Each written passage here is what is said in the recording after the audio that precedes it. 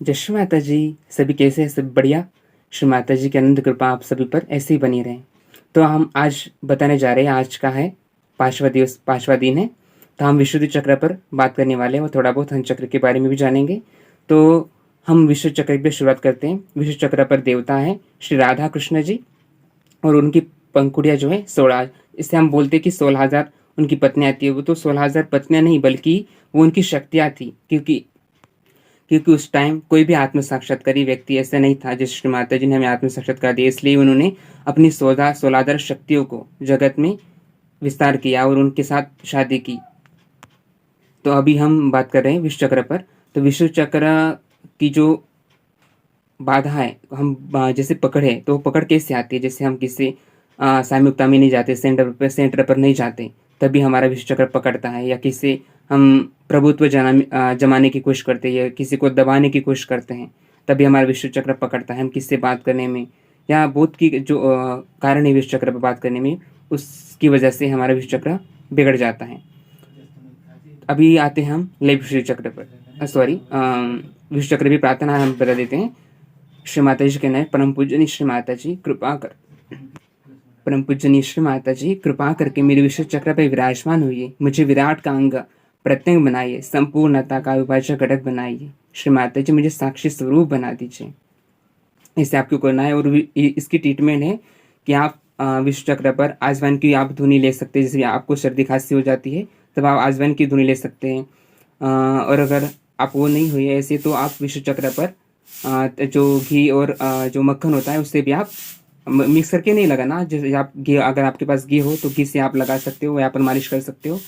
और अगर आपके पास मक्खन है तो मक्खन से भी आप मालिश कर सकते हो। ऐसे राधा कृष्ण जी का नाम लेते हुए या आप श्री कृष्ण की स्तुति भी कह सकते हैं।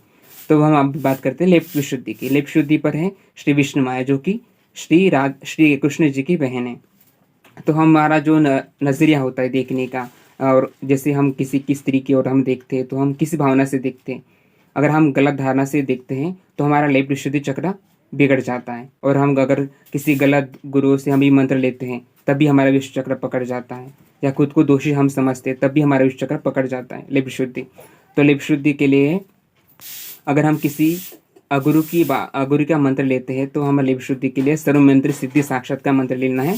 और लेफ्ट हार्ट और लेफ्ट विशुद्धि पकड़ी है तो आपको हरिहर साक्षात का मंत्र लेना है। और आप लेफ्ट विशुद्धि की आप कैंडल में कर सकते हैं। अब आप बात करते हैं लाइट विशुद्धि की। लाइट विशुद्धि पर श्री विठ्ठल रुक्मिणी जी का स्थान है। विठ्ठल रुक्मिणी जो हमें मधुरता प्रदान कीजिए करते हैं, तो आपको श्री विठ्ठल रुक्मिणी को प्रार्थना करनी है कि परम पूजनीय श्री माता जी, आप ही साक्षात श्री विठ्ठल रुक्मिणी है, कृपा कर मेरे लाइट विशुद्धि चक्र पर विराजे, मुझे मधुरता वाणी प्रदान कीजिए, ताकि मेरे मुख से निकले शब्दों का किसी को भी बुरा ना लगे। हमेशा मैं मधुरता से बात करूँ, चाहे नॉन सहयोगी हो या सहयोगी हो। अब इसकी ट्रीटमेंट होती है, जैसे आपको अगर कुछ गुस्सा आता हो तब आपको कुछ जलने जैसा लगता है तो आप यहाँ पर राइट विशुद्धि पर बर्फ भी लगा सकते हैं। पर सबसे ज़्यादा आप मधुरता से व्यवहार करने की कोशिश करें। यहाँ पर हम दूसरों का सम्मान करने का भी गुण है। यहाँ पर लेफ्ट विशुद्धि में आत्म सम्मान होता है, यहाँ पर राइट विशुद्धि में हमारा सम्मान होता है, दूसरों का सम्मान करना होता है। तो इसकी ट्रीटमेंट होती है कि हम राइट विशुद्ध चक्र पर बर्फी लगा सकते हैं, श्री माता जी प्रार्थना कर सकते हैं श्री विठ्ठल रुक्मिणी जी के रूप में। और हम सबसे अच्छी कि हम मधुरता का व्यवहार करें। ये तीनों विशुद्धि चक्र हो गए। अब हम चक्र की बात करते हैं। हंस चक्र पर शुद्ध विवेक हमें प्रदान करती है श्री माता जी। हम यहाँ पर श्री हंस चक्र स्वामिनी का मंत्र लेते हैं। हंस चक्र स्वामिनी जो हमें शुद्ध निरक्षर विवेक प्रदान करती है। श्री माता जी ने हमें विवेक इसलिए दिया है ताकि हम अच्छे बुरों की पहचान कर सकें।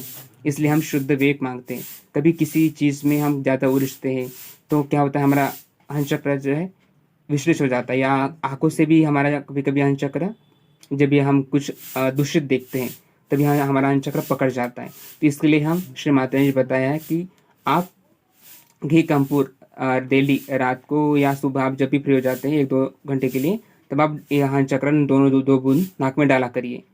और विश्व चक्र की खास बात है ये है कि श्री अल्लाह अकबर, ये आपको बताना भूल ही गया। तो आपको दोनों जो विश्व चक्र की जो उंगलियां होती है दोनों हाथों की, तो ये अपने दोनों कानों में डालकर आकाश की ओर देखते हुए 16 बार अल्लाह अकबर कहना होता है।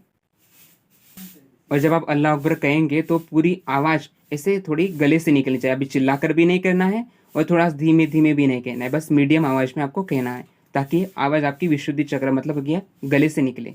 तो ये हो गई आज के हंस चक्र, विशुद्ध चक्र, लेफ्ट विशुद्धि, राइट विशुद्धि और सेंटर विशुद्धि। तो मिलते हैं हम नेक्स्ट वीडियो में। आज के लिए इतना ही है। जय श्री माता जी। अगर आपको कुछ पूछना हो तो आप डिस्क्रिप्शन बॉक्स में पूछ लीजिए, या हम अभी आपको इंस्टाग्राम की लिंक दे रहे हैं, तो आप वहाँ पर हमें आकर बात कर सकते हैं। ठीक है। जय श्री माता जी।